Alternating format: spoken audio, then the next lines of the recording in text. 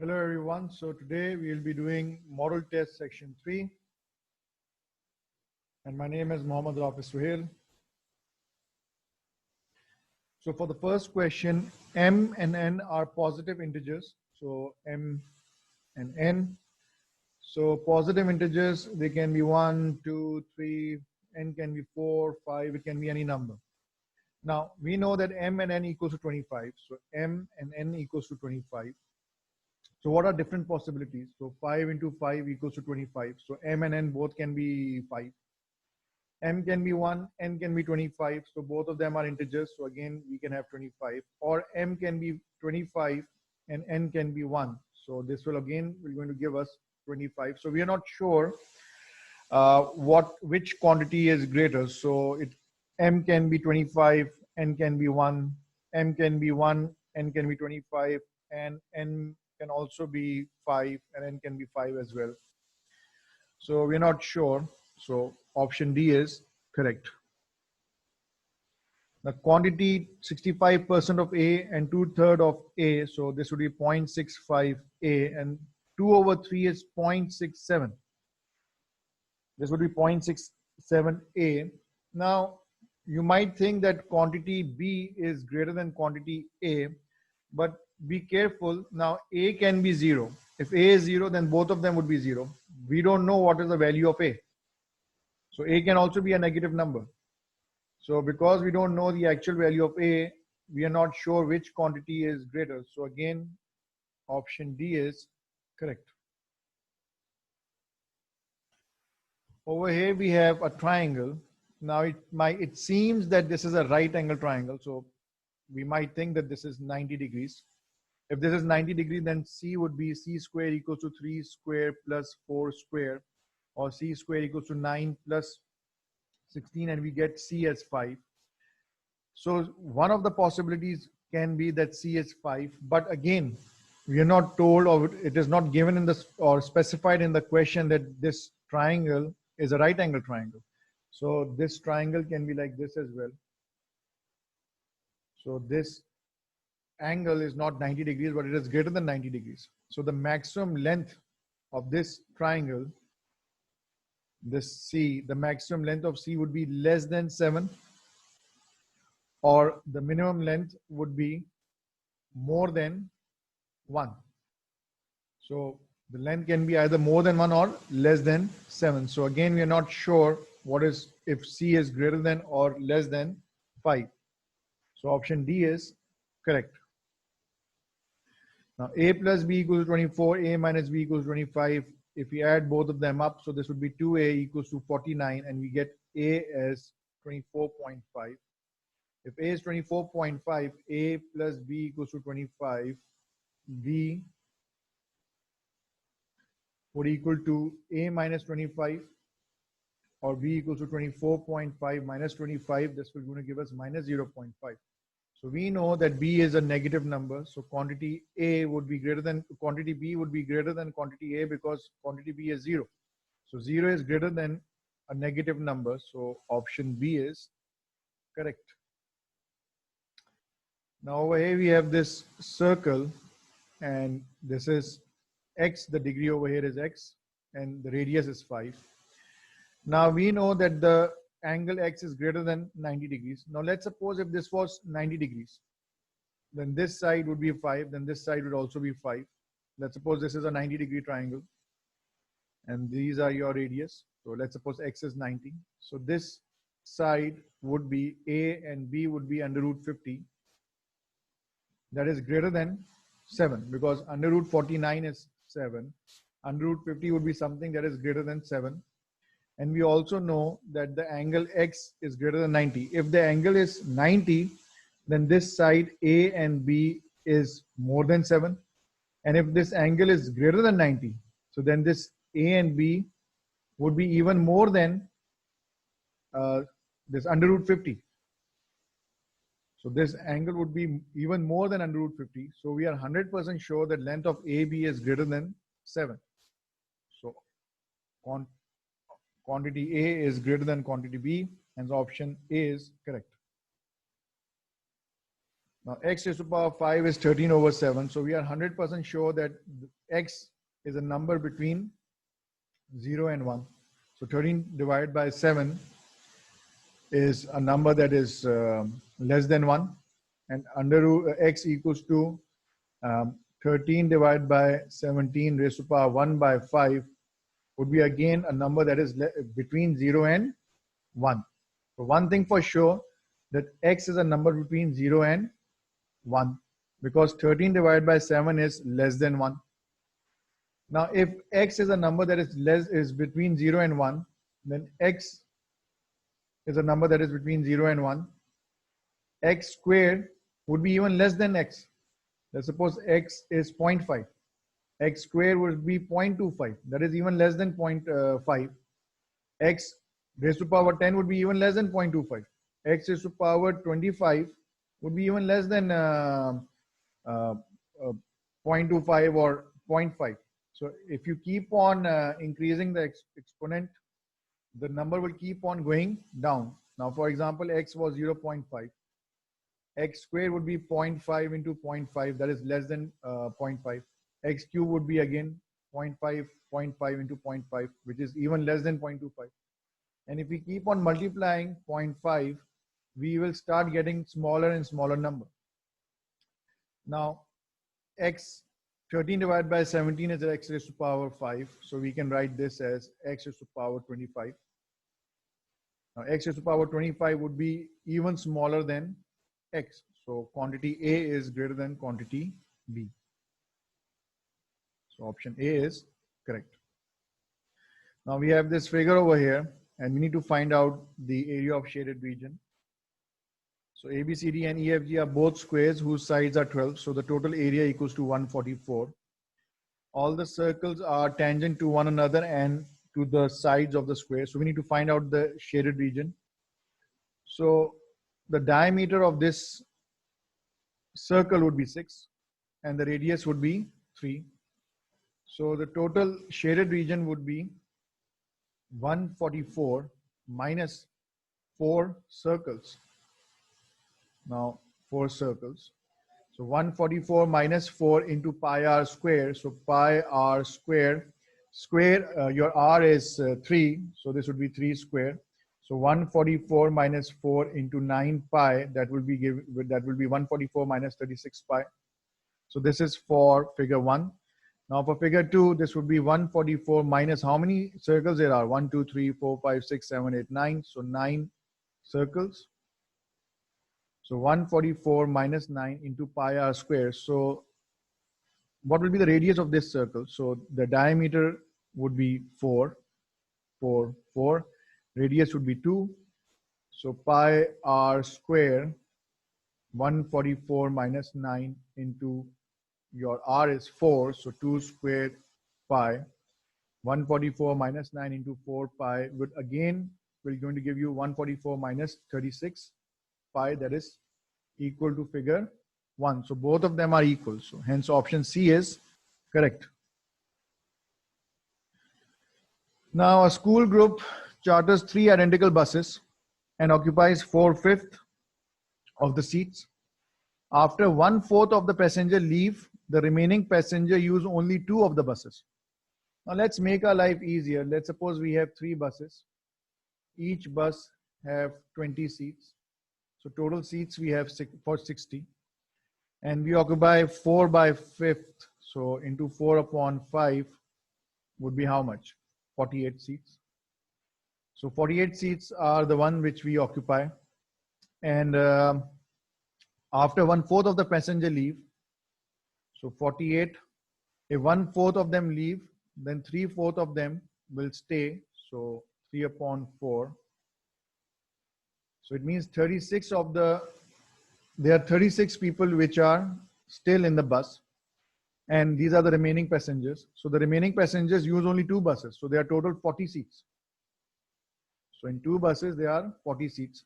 So the fraction of the seats on the 2 buses that are now occupied. Now 36 over 40. Now 36 of the passengers are there. There are total 40 seats. So 4 9s are, 4 10s are. So 9 by 10 is a fraction of the seats that are now occupied by the passengers. So both of them are equal. Quantity A is equal to quantity B, hence option C is correct.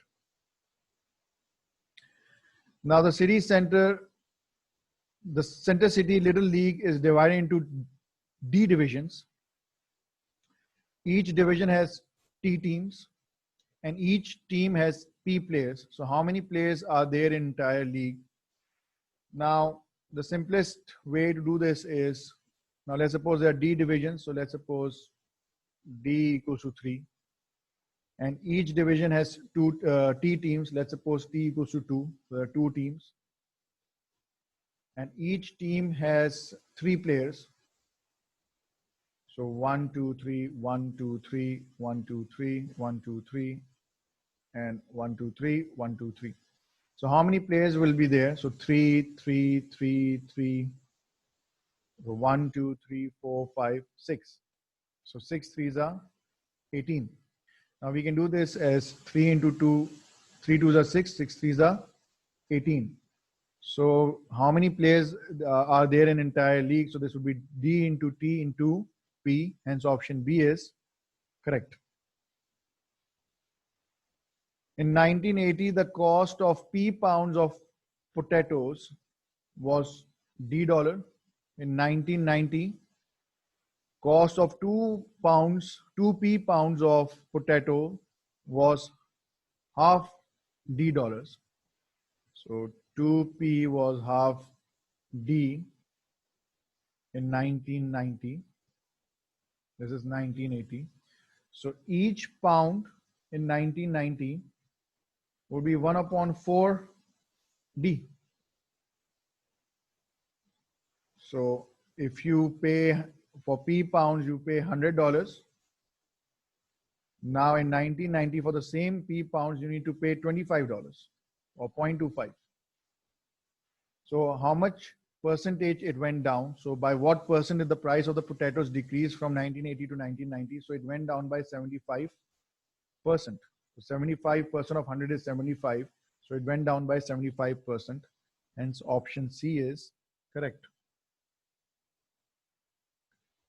A number X is chosen at random from the set of positive integers less than 10. So 1, 2, 3, 4, 5, 6, 7, 8, 9. So we have 9 integers. What is the probability that 9 over X is greater than X? So the first the first X can be 1. So 9 over 1 is greater than 1. 9 over 2 is greater than 2. So 9 divided by 2 is 4.5. 4.5 is greater than 2. But 9 over 3 is not greater than 3. This is not possible. 9 over 3 is actually equal to 3. 9 over 4 is not greater than 4. So these are the only 2 possibilities that are there. So the total outcome, the 9 values of X which are possible, and only 2 of these X fulfill this condition. So the probability is 2 by 9. A bag contains 3 red, 4 white, and 5 blue balls. Jason begins removing marbles from the bag at random at one time. What is the least number of marbles he must remove to be sure that he has at least one of each color? Now, it might be a possibility that you keep on removing these marbles, and the first 5, 1, 2, 3, the first 5, all of them are blue. There's another possibility that the next one, all of them are white. So 5 plus 4, 9. So if you remove 9 balls, now there's a possibility that none of them are red. None of them are red. So in order to be sure that you need to have at least each color, we need to remove 10 marbles. So if I remove 10 marbles, it might be a possibility that the first 5 are blue, the second all 4 are white, then the next one will be 100% a red marble. So to be 100% sure that we have at least one color, we need to remove 10 marbles. So option D is correct. Now Jordan has taken 5 math tests so far this semester. So A plus B plus C plus D plus E divided by 5, we're going to give you the average. Now, if he gets a 70 on his next test, it will lower the average of his test score by 4 points. Now, if you get 70 in your next exam, and these were your previous result, now if you want to find out the average, it would be divided by 6, and this we're going to pull the average down by 4 points. Now, A plus B plus C plus D plus E equals to 5x. So I know that this expression equals to 5x. So 70 plus 5x equals to 6x minus 4. So 70 plus 5x equals to 6x minus 24. 70 plus 24 equals to 6x minus 5x, and we get x as 94. So what is the average now? So what was the average now? So the average now is 94. Now we have this table. Now we need to find out which of the following is a valid conclusion from the graph and the fact that the population in the United States was greater in 95 than in 91. Now over here, we are given this data that, for example, this is the data for employed, unemployed, not in labor force. So 50%. Now over here, it means that 50% of the people who were employed, now 50% of the people who were employed in 95 are undertaking some education program. Now 40% of the people who are unemployed are again taking some educational program, and 20% people which are not in the labor force are undergoing some educational program. Now over here, this table indicates that people who have a bachelor's degree, for example, let's suppose there are 100 people who have a bachelor degree. Out of 100 people, almost 60% of them are participating in some educational program. Now, let's suppose there were 200 people in 95 who had associate degree. So again, like almost half, 55% of the people who had associate degree were participating in some educational program. And for example, over here in 95, approximately like 23% or 24% of the people who were in grade 9 and 12 are participating in some educational program. Now in 1991, adults whose highest degree was at least a bachelor's were more than twice as likely to participate in adult education than those whose highest education attainment was high school diploma or GED. So high school diploma or GED, and we have bachelor's degree. So almost 60% of the people who have done bachelor's degree are participating in educational program, and over here this is 30%, little more than 30%. So this is for 95, but we need to look for 91. For 91, this is approximately 53% or more than 50%. And this is approximately 22%. So definitely 53 divided by 22 is more than twice. So this is correct. On percentage basis from 91 to 95, the greatest increase in the adult educational participation rate was among those adults whose highest educational attainment was grade 9 to 12.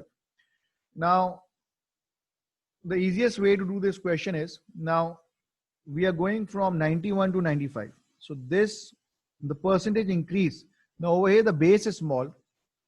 Even though the absolute amount might not be the greatest, maybe the absolute amount is higher in vocational training, but because the base was lower, then the percentage increase was the highest.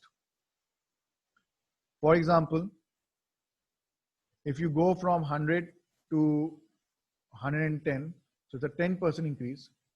And if you go from 200 to 215,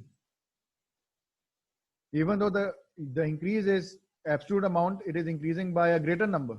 But in percentage term, it is only increasing by 7.5%.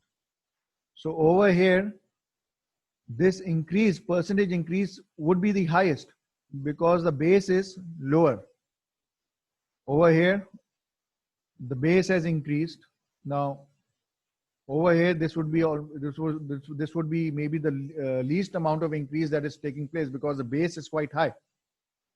So this is also true. In 95, more people participated in adult educational program than 91. If you see from the table, there is an increase every year from 91 to 95. There is an increase, and we also know the most important aspect that the total population United States was greater than 95. So this also holds true. Now from 91 to 95, the rate of participation in adult education among the groups represented in the graph increased the least for those who attained at least bachelor's degree. And as I've said before, the base is quite high and the increase, the percentage increase would be quite low. So this also holds true. Now in 95, more adults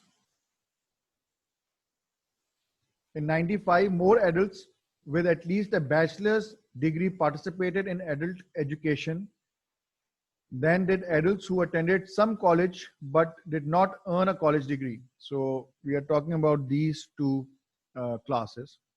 Now more adults with at least a bachelor's degree participated in adult education. Now in 95, now you might get confused. So over here, this is approximately 50%, this is approximately 60%. So you might think that more people participated in educational degree who have bachelor's degree or higher.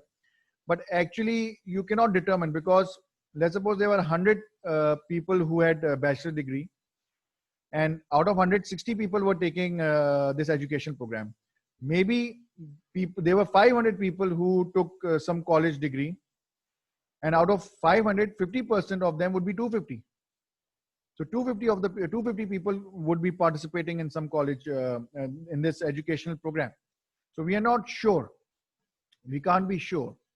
So over here, this number would be 60. Over here, this number would be 250. So we cannot be 100% sure that more adults participated in an educational program who had bachelor's degree.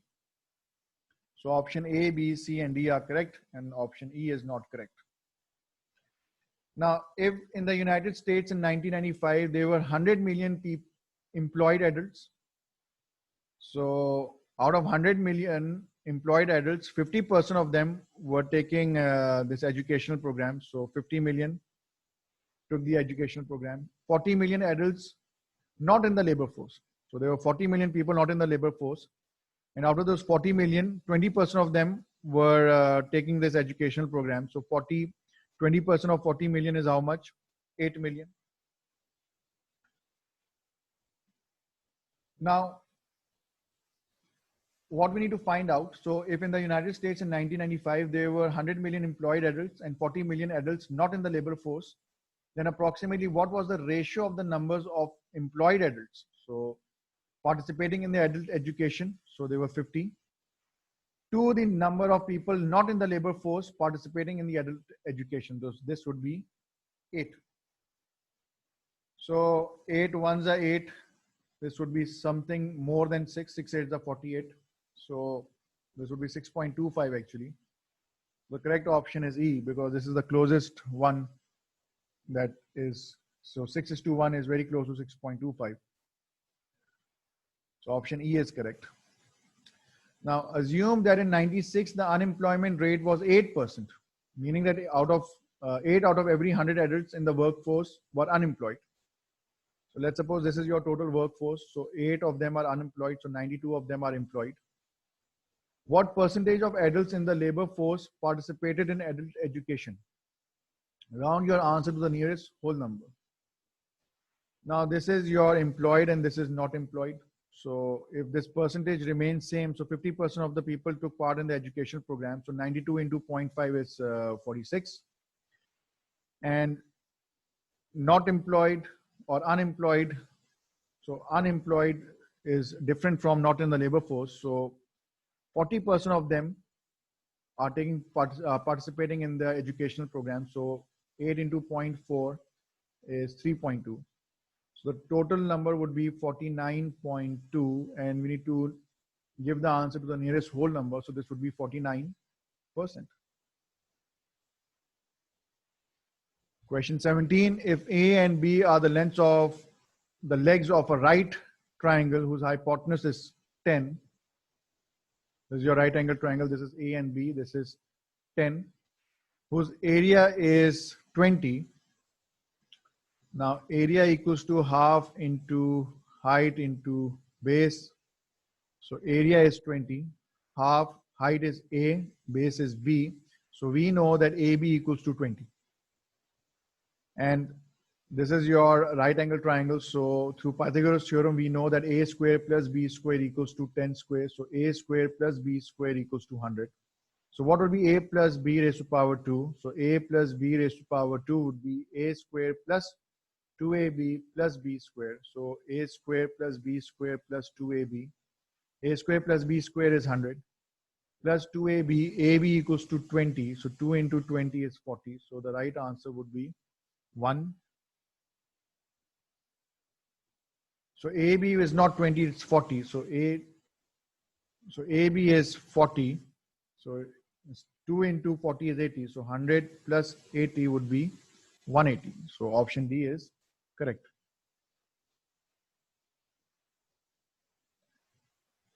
So what is the average of 3 raised to power 30, 3 raised to power 60, and 3 raised to power 90? So we need to divide them by 3. So this can be written as 3 raised to power 30 divided by 3 plus 3 raised to power 60 divided by 3 and 3 raised to power 90 divided by 3. So we can write this as 3 raised to power 30 minus 1 because this is 3 raised to power 1 and this is in your denominator. If it goes into the numerator, this would be minus. Plus 3 raised to power 60 minus 1 plus 3 raised to power 90 minus 1. So option E is correct. So 3 raised to power 29 is 30 minus 1, 59 is 60 minus 1, and 89 is 90 minus 1. Now the figure below consists of 4 semicircles in a large semicircle. If the small semicircles have radii of 1, so this distance would be 2, this distance would be 4, this distance would be 6, and this distance would be 8. Now the radius is 1, so the diameter would be 2. If the radius is 2 over here, then the diameter would be 4. And if the radius is 3, then the diameter would be 6. So 2 plus 4, 6, 6 plus 6, 12, 12 plus 2, 20. So the diameter is 20, so the radius would be 10. So what will be this length? So this circumference would be, the formula for the circumference is 2 pi r, but it's a semicircle. So semicircle would be half into 2 pi r. So half and half, 2 and 2 cancels out. So this would be 10 pi. So this distance would be 10 pi. What will be this distance?